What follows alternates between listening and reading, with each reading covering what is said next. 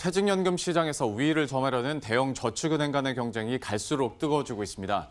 예상외로 호주계 페퍼저축은행이 업계 1, 2위 SBI와 OK를 제치고 퇴직연금 시장에서 약진하고 있는데요. 퇴직연금으로 비교적 손쉽게 수신고를 채우다 보니 일반 정기예금 금리 경쟁은 상대적으로 시들해지고 있습니다. 이충우 기자와 함께 관련 내용 보다 자세히 알아보도록 하겠습니다.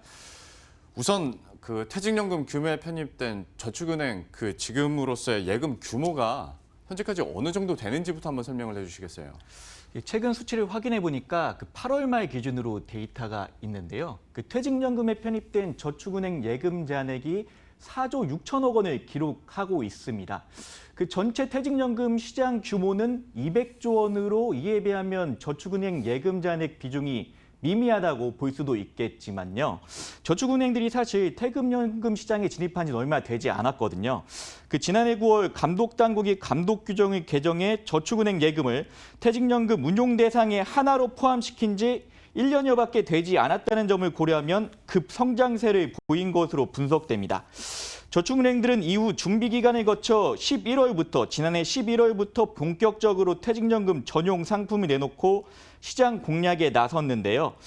5천만 원까지는 예금자 보호가 가능하다는 점에 더해 시중은행보다 많게는 0.8%포인트 높은 금리를 제공하는 점이 매력적으로 볼 수 있겠습니다. 예. 그러면 퇴직연금 시장에서 저축은행들의 지금 순위가 어떻게 됩니까? 이외인 것은 이제 저축은행 업계에서 대중에겐 약간 생소한 페퍼저축은행이 업계 선두를 다투는 SBI저축은행이나 OK저축은행을 제치고 가장 많은 퇴직연금 잔액을 보유하고 있다는 점인데요. 예. 저축은행 업계로 들어온 전체 퇴직연금 잔액이 4조 6천억 원 정도에 달하지 않습니까? 그런데 이 중에서 페퍼저축은행이 7,318억 원으로 가장 규모가 큰 것으로 나타났고요.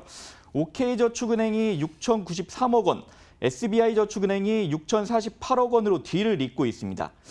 총자산 규모 업계 1, 2위인 OK저축은행이나 SBI저축은행이 퇴직연금 시장에서 엎치락뒤치락 순위 경쟁을 벌이고 있는 가운데 페퍼저축은행이 이들을 제치고 선두로 치고 나선 것이죠.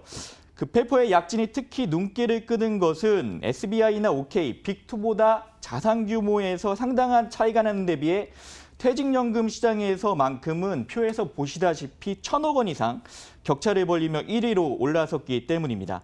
그래서 이제 업계 순위를 통상 따지는 총 자산 규모를 보면은 지난 6월 말 기준으로 SBI가 8조 1,837억 원, OK는 6조 136억 원인데요. 페퍼가 업계 4위 대형저축은행으로 총 자산 규모를 2조 7,374억 원까지 늘렸지만 아직도 2위 OK보다는 절반 이하 수준에 머물고 있다는 것을 확인할 수 있겠습니다. 예. 참 저런 것만 딱 보더라도 어떤 저축은행이 어디에 좀 더 집중하고 있는지 대충 좀 그림이 나오는 것 같은데 이 부분 구체적으로 한번 얘기를 해보도록 하겠습니다. 저축은행별로 집중하는 전략들이 있을 것 같거든요. 어떻습니까? 예, 퇴직연금 접근 방식을 통해서 페퍼의 공격적인 영업 전략을 확인을 할 수 있는데요. 페퍼가 퇴직연금장에서 공격적으로 예금을 조달한 이유를 보면은 외형 성장 중심의 공격적인 대출 영업을 위한 것으로 분석이 됩니다. 페퍼의 경우 총 여신이 6월 말 기준 1년 전과 비교해서 32.5%나 급증해 다른 대형 저축은행에 비해서 큰 폭으로 증가를 했습니다. 금융사 재무 건전성을 위한 예대율 규제가 도입되면서 저축은행은 대출 자산을 늘리기 위해서는 이에 걸맞는 예수금도 확보를 해야 하는데요. 때문에 대출과 함께 예금도 공격적으로 늘린 것인데 이 예금 상당 부분을 퇴직연금 시장을 통해 조달한 것으로 분석됩니다. 지난달에도 유한타증권을 새로운 판매처로 확보하고 퇴직연금 정기예금 상품 판매를 새로 개시를 했는데요. 아까 앵커께서 경영전략 차이를 말씀하셨는데 페퍼는 다른 저축은행보다 외형 성장 중심의 경영전략을 펴고 있다 보니까 그에 따른 그늘도 확인이 되고 있습니다. 우선 수익성 측면을 따져보면요. 퇴직연금 시장을 통해서 상당 규모 예금을 조달했고 대출 자산 덩치도 키웠지만 수익성은 악화되고 있습니다.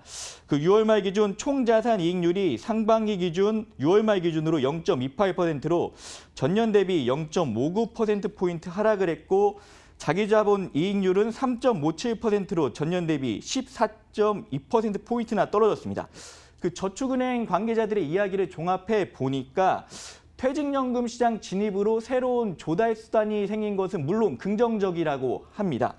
그럼 예금을 이렇게 손쉽게 조달할 수 있는 만큼 대출도 그만큼 늘어나야 하는데 대출이 그만큼 늘어나지 않을 경우 자금 운용 전략의 차질이 불가피하다는 것이고요.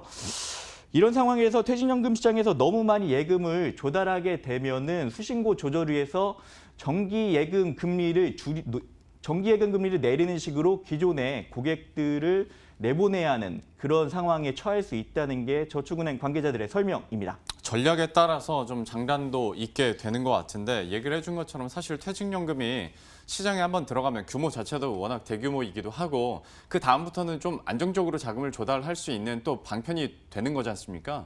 하다 보면 이제 정기예금 같은 경우에는 어떤 금리 경쟁이랄지 이런 서비스 부분에서는 좀 소홀해질 수도 있겠네요.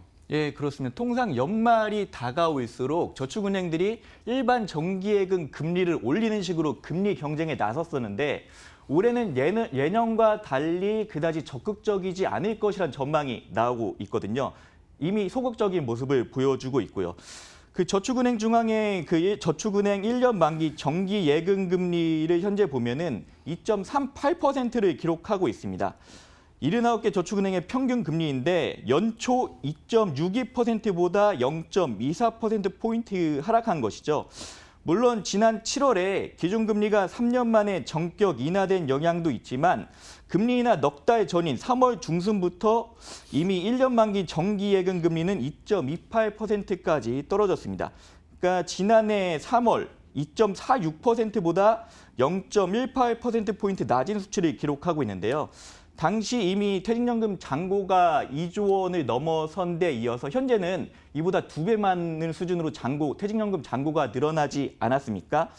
때문에 올해는 일반 정기예금 금리의 경쟁에 그만큼 적극성을 띠지 않을 것이라는 분석이 나오고 있는 상황이고요. 기준금리가 역대 최저로 떨어질 정도로 이달 추가 금리 인하까지 이뤄졌기 때문에 저축은행들이 심지어 일반 예금 금리를 내리면 내렸지 올리진 않을 것이란 분석이 나오고 있습니다. 시중은행 대비 높은 금리 매력이 있는 데다가 일반 정기 예금보다 조달 비용이 낮은 만큼 앞으로 그 저축은행들이 퇴직연금을 중심으로 각축전을 벌일 것으로 그렇게 전망이 되고 있습니다. 예.